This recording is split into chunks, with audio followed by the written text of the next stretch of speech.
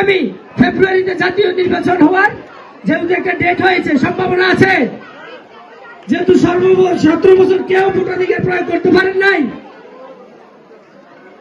প্রায় 3 কোটির নতুন ভোটার।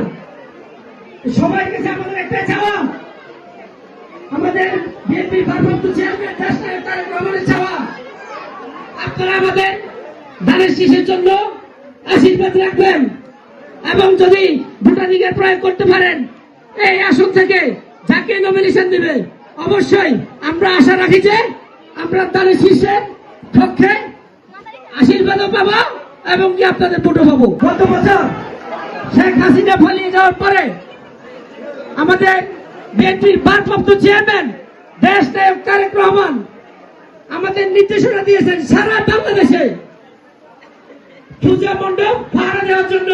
আমরা দিন রাত পরিশ্রম করে আমরা ছিলাম, কিন্তু বাগমারা, আমাদের ফেরুন, আলিশ্বর বৌদ্ধবিহার,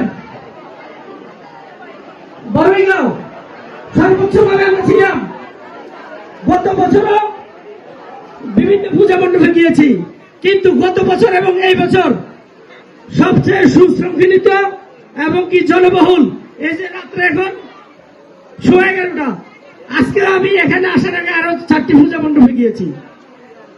সুশৃঙ্খল বা এইভাবে সবাই যেভাবে উপভোগ করতেছেন পূজা, অন্য কোথায় ভাবে না।